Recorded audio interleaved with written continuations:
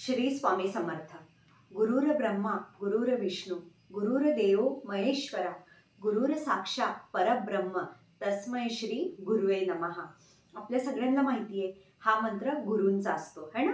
आपण श्री स्वामी समर्थ महाराजांना गुरु मानतो या तुम्ही गुरु करता है ना. कोणी जिता जागता बोलणारा संत आपण त्यांना गुरु करत असतो. मग आता श्री स्वामी समर्थ महाराजांची सेवा करणारे जेवढे पण आपले भक्त आहेत ते लगातार मला प्रश्न करतात की ताई महाराजांचे गुरुवार करायचे कशा प्रकारे करायचे.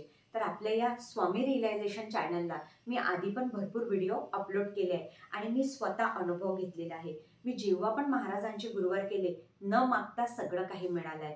आणि शेवटी बघा आपल्या प्रारब्धात जेवढं लिहिलेलं आहे तेवढं आपल्याला मिळतं. पण जेव्हा आपण सेवा सुरू करतो अध्यात्माला टच करणं सुरू करतो तर आपले पाप आधीचे असं म्हणतात की धुतल्या जातात आणि मग हळूहळू तुम्हाला तुमचे फळं दिसतात.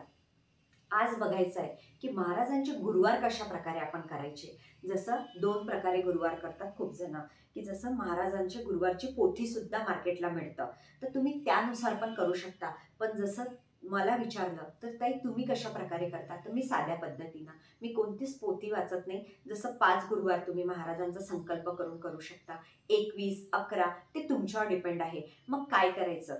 गुरुवार दिवशी सकाळी लवकर उठून सूर्याला जल देणे, दिवसभर मुखामध्ये श्री स्वामी समर्थ आणि सेकंड कोणाचीही मदत करणे, मन न दुखवणे याच्यामध्ये सगळ्यात मोठी सेवा आहे. त्या दिवशी होत असेल तर तुम्ही पिवळ्या कलरचं वस्त्र धारण करा. पिवळे पेढे केळं म्हणजे फळ विष्णू भगवानांना अत्यंत प्रिय आहे. मग तुम्ही पूजेसाठी तुमच्या देवघरामध्ये नाही कळस मांडला तरी साध्या पद्धतीने सुद्धा गुरुवार करू शकता. आणि सगळ्यात पहिले तुम्हाला गणपती बाप्पांची पूजा करायची आहे, नंतर कुलस्वामिनी आणि नंतर महाराजांना प्रार्थना करायची आहे की महाराज मी तुझी भक्त, मी एकदम साध्या पद्धतीने आपले गुरुवार करते, मला फळ द्या. सगळं काही तुम्हाला माहीत आहे. आपल्याला सांगायची गरज नसते, ईश्वराला सर्व माहीत असतं. त्या दिवशी एक पारायण एक मांडी म्हणजे एक वेळा पारायणाला तुम्ही बसले सारा अमृतच्या की उठायचं नाही. 1 तासात होतं ते पारायण. तुम्ही सकाळी 12च्या आधी करा या संध्याकाळी 4 नंतर. तुम्हाला एकच टाइम ठेवायचा आहे लगातार गुरुवार खतम होईल तोपर्यंत. आणि आपल्याला पारायण केल्यानंतर महाराजांची एक माळ घ्यायची आहे श्री स्वामी समर्थ. 1 वेळा तारक मंत्र म्हणायचा आहे. जो पिवळ्या कलरचा प्रसाद तुम्ही पूजेला ठेवणार आहे तो सगळ्यांना वाटा. त्या दिवशी उपवास. खूप जण म्हणतात की मला ही बिमारी आहे टॅबलेट्स घ्यावं लागतात. तुम्ही फळ आणि दूध घेऊ शकता. काही जणांना नाहीच शक्य तर खाऊन पिऊन करा.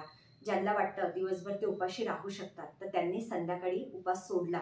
जे जेवण बनवलं तेच महाराजला नैवेद्य आरती वगैरे करून उपास सोडा. खूप जण विचारतात की मध्ये अडथळे येतात, पिरियड्स आले तो गुरुवार सोडून द्यायचा, अमावस्या आली तर तो सोडून द्यायचा, तुम्ही प्रवासात गेले तो पण नाही पकडायचा कारण आपल्यामुळे नियम होत नाही. आणि लगातार खूप लोकांचे प्रश्न असतात की ताई जसं कोणी वारलं असेल, कोणाचा जन्म झाला तर मग काय करायचं. तर सुतक फिटेपर्यंत करायचं नाही, पुढे तुम्ही कंटिन्यू करू शकता. असे तुम्ही 21 गुरुवार करा, 5 करा. आणि बघा थोडी दक्षिणा ठेवायची आपल्या देवघरामध्ये. तीच दक्षिणा दुसऱ्या दिवशी गरिबांना द्या, कोणाला तरी काहीतरी खाऊ पिऊ घाला. आपल्याला कर्मा थ्रू करायचं आहे. आणि जेव्हाही तुमचं उद्यापन राहील आखरीचा गुरुवार त्या दिवशी छोट्या मुलांना जेवण देऊ शकता या बाहेर काहीतरी दान. अशा प्रकारे एकदम साध्या पद्धतीमध्ये गुरुवार करा. मी याच प्रकारे केले आहेत आणि खरंच सांगते न मागता सगळ्या काही गोष्टी मिळतात ना. कारण ईश्वराला माहीत असतं तुम्हाला काय द्यायचं आहे आणि काय नाही.